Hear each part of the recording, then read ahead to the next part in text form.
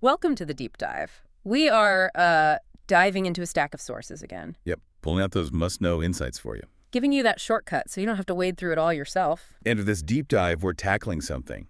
Well, it looks simple at first glance, but it's got layers. A poem by A.E. Housman. Farewell to Barn and Stack and Tree. Exactly. Right. And we've got, analysis notes all focused just on this one piece, our mission, to peel it back. Understand the words, sure, but also the story, the feeling behind it. And see why it still clicks today. It's really a dive into just one poem to unlock, well, a whole world from the sources we looked at.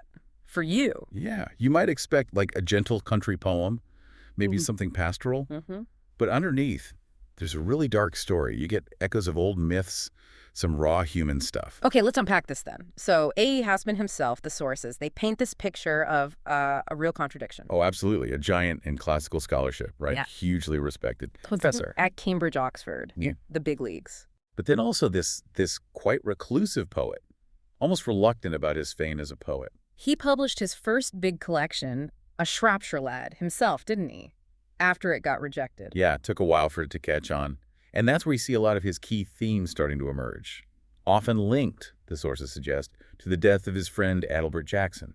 Themes like, okay, beautiful countryside, yes, but also longing, loss. The pain of youth, definitely. And just the starkness of death. He didn't publish much else poetry-wise in his life. Just last poems, much later, for another friend who was dying. Right, which really shows how personal connections often sort of sparked his poetry. He blended that deep classical knowledge, the rhythms, with English ballad. Grounded it all in the English countryside. Young people facing, well, life's harsh realities. Which brings us nicely to the form of Farewell to Barn and Stack and Tree. Our sources peg it as a ballad. Okay, so what does knowing it's a ballad tell us? What should we expect? Well, ballads are basically stories in verse, or songs, traditionally. Right. They tell a story, often something dramatic, maybe historical, pretty simple language usually, sometimes dialogue, and they have this lyrical feel, like a folk song. Okay. And crucially for this poem, ballads often start really abruptly. They don't always give you all the info up front, builds mystery. A storytelling form, then. Often dramatic, maybe a bit mysterious. And this poem, it definitely starts abruptly. Plunges you right in, yeah. 6 stanzas, 4 lines each, quatrains. Simple rhyme scheme, A, B, A, gives it that song-like rhythm we mentioned. Okay, let's actually jump into the poem itself, sort of following the analysis we've got here. It takes off with a direct farewell. The very first line sets that tone. Farewell to barn and stack and tree. Farewell to Severn shore. He's saying goodbye. Not just to places, but like the symbols of his life, his home. And he names someone. Terence, look your last at me, for I come home no more. He's leaving for good. And Terence is noted as a friend, right? The one he's telling this to. Exactly. And the sources point out repeating farewell. It's not just saying goodbye, it's anaphora. It emphasizes how final this is, how hard it is, almost like he's stalling. Delaying the real reason. And he says goodbye to things first. The barn, the tree, maybe easier than facing people. Or maybe those are his people, in a way. Yeah. They represent everything he's about to lose. Deep meaning there. Then stanza 2. This is where it hits you. The reason why. Yeah, this is where it gets really dark. Super interesting. The poem just pivots. The sun burns on the half-mown hill. By now the blood is dried, and Maurice amongst the hay lies still, and my knife is in his side. Wow. Okay. That juxtaposition is immediate. Brutal. Right. The heat, the normal farm work mowing. Yes. And then dried blood. A body. The sources mention that sunburns, it's not just heat, is it? It's like oppressive, like the landscape doesn't care, or it's even hostile. And the dried blood. It suggests this didn't just happen maybe hours ago, hidden within the ordinary day. And how he says that my knife is in his side. So stark, like a confession just tumbling out, maybe impulsive. Precisely. That ballad-like abruptness again forces you, the reader, to just deal with the act, no preamble. And the analysis suggests the half-mown hill. Maybe it symbolizes unfinished lives. Maurice is cut short. The speaker's life totally changed. Half-mown of its future. Yeah, something like that. Then the third stanza? Oh, it adds another layer of tragedy. Reveals who the victim is. This is heartbreaking. My mother thinks us long away. 'Tis time the fields were mown. She had 2 sons at rising day. Tonight she'll be alone. So Maurice wasn't just anyone. His brother. His brother, yeah. It's fratricide. And the mother has no clue. just waiting for them to come home from work. The dramatic irony is just Yeah. huge. We know, the speaker knows, but she's in this innocent, expectant state. That contrast between rising day with two suns and tonight alone, Yeah. it just marks the devastation so powerfully. It's irreversible. His grief seems really focused on his mother here. The home life he's just destroyed. Yeah. And the full weight of it seems to land on him in stanza 4. He turns inward. Facing the consequences, physically, symbolically. And here's a bloody hand to shake, and oh man, here's goodbye. We'll sweat no more on scythe and rake, my bloody hands and That's mine. not literal by this point, is it? It's a metaphor. Stained. By guilt, the crime, death itself. Absolutely. It's the permanent mark of what he did. He's acknowledging the break from his old life, the farm work, the scythe and rake. That's all gone. The sources mention the pauses, the repetition, and oh man, here's goodbye. We'll sweat no more. It reflects his turmoil, right? The finality. Definitely. Then he shifts back to Terence in the 5th stanza, contrasting their paths now. He offers these wishes. They're poignant because they highlight everything he's losing. I wish you strength to bring you pride and love to keep you clean, and I wish you luck come Lammastide at racing on the green. Lammastide, the sources explain it's a harvest festival, community, celebration. And the green, noted as symbolizing life, community, maybe hope, a future he won't have. Exactly. He wishes Terence good things. Success, love, a clear conscience, keep you clean, which contrasts sharply with his own bloody hands. He wishes him well in these simple country traditions he'll never be part of again. It really underscores their friendship that he offers these blessings, even as his own life is ruined, makes his own exile feel even sharper. And the final stanza brings us right back home, emphasizing what's left behind. It's incredibly moving.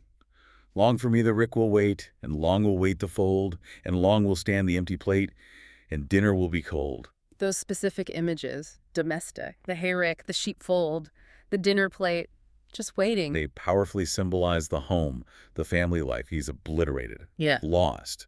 That repetition, and long will wait, it really emphasizes his grief, his reluctance to leave. The empty plate feels particularly sharp. It's not just his place at the table. It's his future too, right? Empty, uncertain. The sources suggest this domestic detail really brings the tragedy home.